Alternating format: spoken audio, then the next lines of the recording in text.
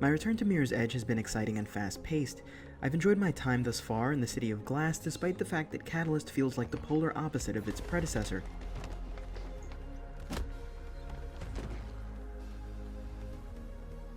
I found Mirror's Edge heavily enjoyable simply for its fluid mechanics, minimalist art style, and soothing music. Perfecting timed runs, or just revisiting early levels felt deeply therapeutic. The player is able to gain a sense of satisfaction by honing their running abilities and shaving seconds off of a run. And while this feeling is still present in Mirror's Edge Catalyst, the game seems to have traded a bit of its serenity for more gloss and fast-paced action. The City of Glass is as beautiful as ever, its minimalist architecture piercing the sky, but running through it has lost a bit of its serenity, and this is due in part to the fact that combat has moved a little further into the fore this time around. While I personally didn't mind the shooting mechanics of its predecessor, Catalyst has done away with weapons completely, placing emphasis once again on hand-to-hand combat. While this combat is fun to an extent, it has changed the tempo of the game's narrative.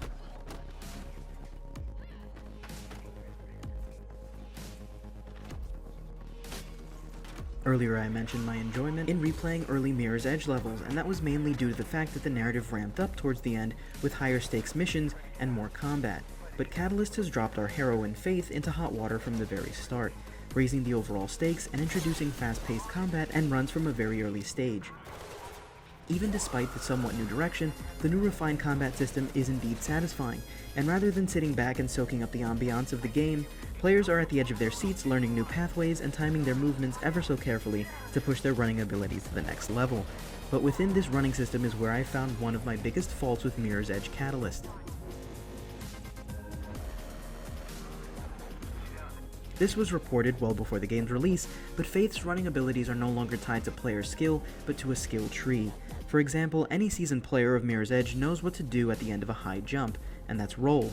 Try this too early in Catalyst, however, and you'll find that somehow our heroine, who already has a reputation as a skilled runner, can't roll. I found this to be an odd design choice. One of the greatest aspects of Mirror's Edge is its movement system, and the fact that players could progress at their own pace, gaining the satisfaction of learning new moves. To put it simply, if you knew the proper button combination and the timing, you could pull it off. Knowing exactly how to traverse something in the most efficient manner, but being superficially impeded by a skill tree this time around, seems like a bit of a slap in the face of veteran players of the series. Look, I thought that this would be a No, good you thing. didn't think, Faith. You never do. To the credit of Catalyst, however, skills players will remember from the previous game are very easy to unlock early in the game's narrative, so fret not, you'll be skill rolling and double jumping from wall to wall again in no time.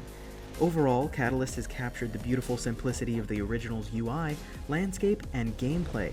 Being a runner has never felt so good, and with a plethora of new activities and the ability for players to generate their own content, there's a lot to do in the City of Glass, and I'm looking forward to every second of it.